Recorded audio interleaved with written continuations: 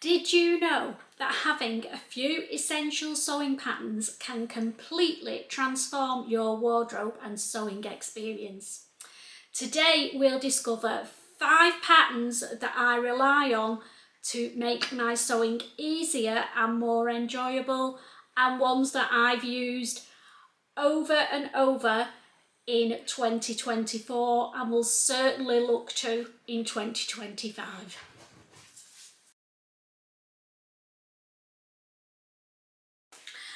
Hi there, I'm Christine the Gemini Stitcher and welcome to my sewing rail. Today we're going to talk about my 5 go-to patterns from 2024, and on the rail are the garments that I've made from those patterns. You don't need a huge pattern stash to create a really stunning capsule wardrobe collection, and I'm hoping that this little video will give you some inspiration for what you're going to make in 2025 and beyond. So if you just want to buy 5 sewing patterns and get yourself a spring summer wardrobe that is the envy of all your friends, this is the vlog for you. As I said, I'm Christine the Gemini Stitcher. So what makes me an expert? Nobody's an expert. We're all on a sewing journey and we're all learning together. But I have been sewing for nearly 40 years on and off, so I do have a little bit of know-how and knowledge, and I'd love to share it with you today. So without further ado, let's start with the first pattern, which is a top pattern. So my top of choice from 2024 may not be a surprise to some of you. It's the toaster sweater. So I'll give you a little bit of detail about the toaster. It's a raglan sleeve top with a high funnel neck. There is also another version with a splash neck and a more loose fit. I tend to like the more fitted version, which has a waistband, high funnel neck and statement cuff sleeves. So why do I like this pattern so much?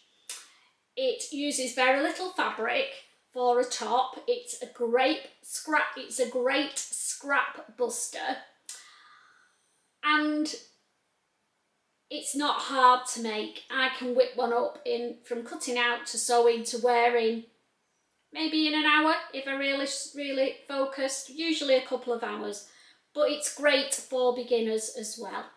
The toaster comes in sizes from extra small up to XXL, which is a good size range, and they recommend medium to heavyweight jersey fabrics with stretch. Now I'm looking at making some lighter weight ones, so in viscose jerseys, just to see how they work. Probably I'll go down a size to make it a more snug fit, and then they'll be great for wearing underneath garments. So let's have a look at my toaster for sweaters. Rita, my dress dummy, has got my latest version on, which has been made in a spotty fabric, two-tone, cream and sage green, and this was a scrap buster because I'd made the cassette dress from so different patterns in this fabric and I had bits of both colours left, so that is my latest toaster. Another version of my toasters I made in this leopard print, cream and green and black. And again, like I said, I do the ones with the high cuff detail, high neck and a deep waistband on them.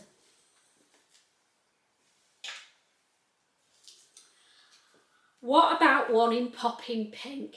Oh, absolutely love this one. It's in a corded jersey, but it's got quite a bit of weight to it.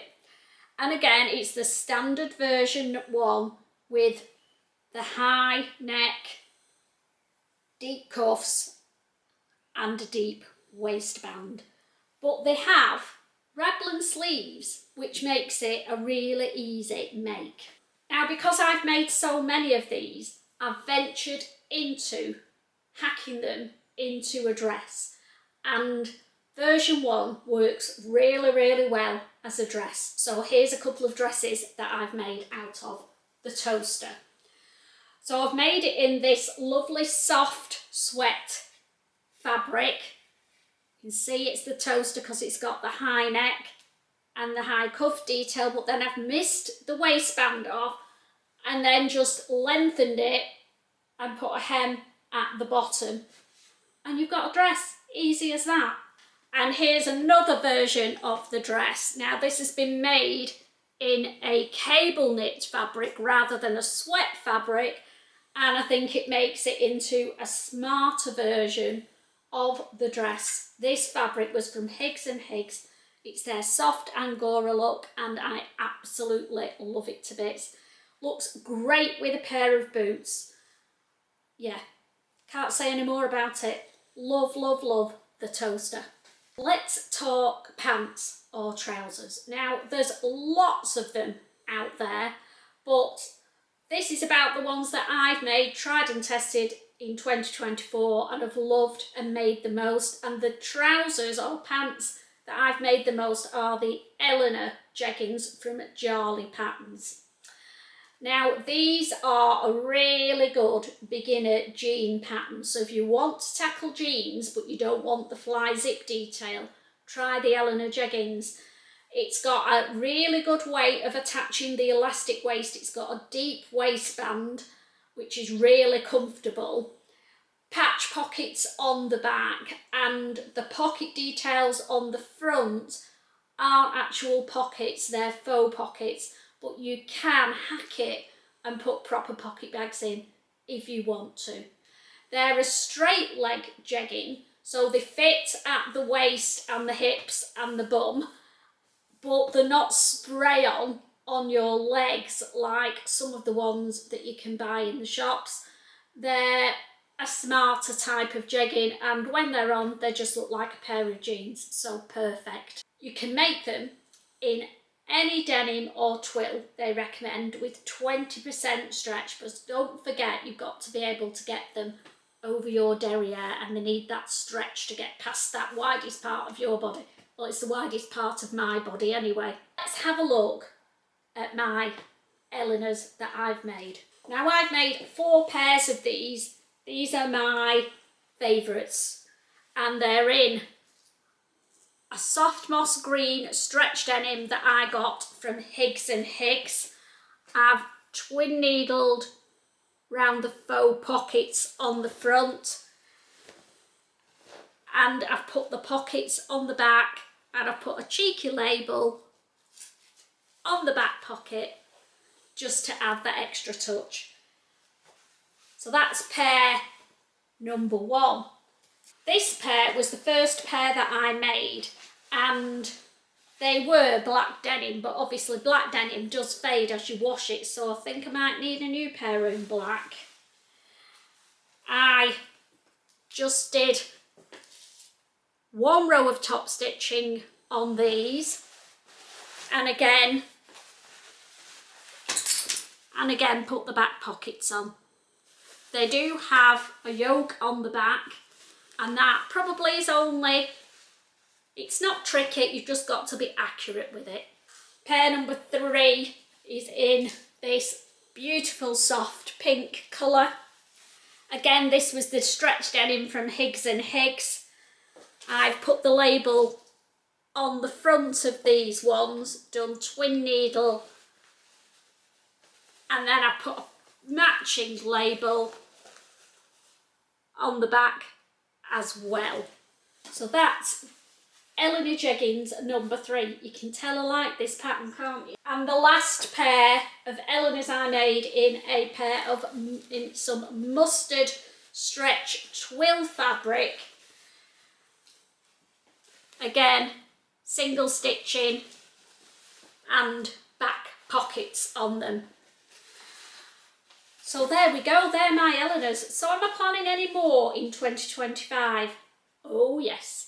I want to make some crop version because these are all long leg denim jeans, and I want to make crop ones, and I fancy making some in some lighter weight stretch denim and some stretch twill fabric as well. So if you know any summer colours in a stretch twill, let me know.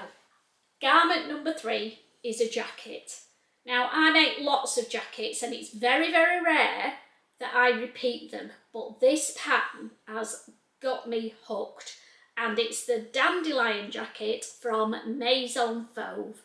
I've made 2 of these and I've got a third one in my head that I hope in 2025 I'll get around to making. Maison Fauve are a French pattern company, and the Dandelion Jacket has got 3 pocket options.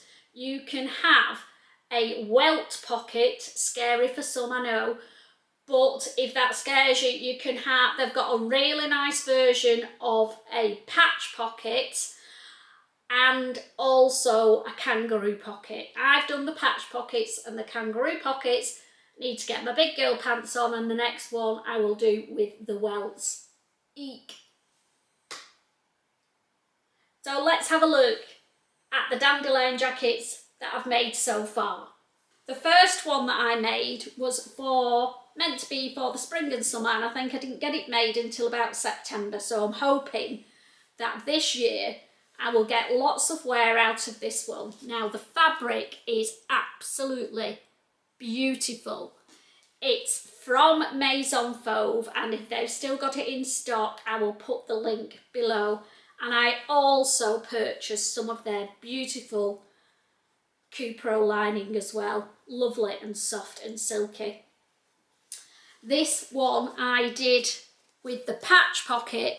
It has a very cute detail where you've got the lap and button on top of the pocket, but you actually get into it from the side. There's a back yoke on this jacket and a shaped waistband as well, which I absolutely love. It raises up at the back and then is lower at the front. So that's my first dandelion. My second dandelion you may have seen recently in my Cézanne Castile capsule collection, and if not, I will put a link to the vlog below. This is the Dandelion Jacket that I made in some 100% Yorkshire wool from Fabworks, and they do still have this fabric in, so I will again pop the link in the details. So what have I done different with this one? I've added some piping, put kangaroo pockets in and added piping in, and then I put piping down the edge of the front plackets as well, and then also piped along the bottom edge of the back yoke. As I said, kangaroo pockets in this one, and this is my autumn winter jacket. Let's talk dresses, and I'm wearing my favourite dress of 2024, and it's the Tulip Dress from So Different Patterns. So what do I like about the Tulip Dress? It's got a really flattering shape to it. It's a tulip shape that comes in at the bottom. It's got a pleat at the bust line that gives you a bit of give in your midriff area. I love these shaped tulip sleeves that have got lots of pleats at the cuff, and it's a nice height of a V-neck as well. This one's been made in a linen fabric, but you can make the tulip in any sort of mid to heavyweight fabric, so anything from your cotton poplins, your chambrays, you could even do it in denim. You can make it in cord, sky's the limit, and if you want something really snuggly and warm, you could make it in a wool fabric and get a really smart version of it as well. So this is my first tulip dress that I made. The next one I made, you need sunglasses for. I've got a contrasting bottom, which is a really nice detail on this dress. This has been made in Tula Pink fabric that I got from Rainbow Fabrics a while ago. And how stunning does that look for a summer tulip dress? And the last tulip dress I've made is in a soft needle cord that I got somewhere in Harrogate. Is it the Remnant House? Now I've done the bottom panel on this one in the same fabric. And this one again has got the long sleeved version. Great with boots and tights in the winter, and a nice, comfortable, easy wear because it doesn't dig in on your waist. And last but not least, in my favourite makes from 2024 is I finally found a Pinafore dress that is perfect for me. I've been looking for a Pinafore for quite a few years now, tried a few patterns and not really liked any of them, but this one I absolutely love.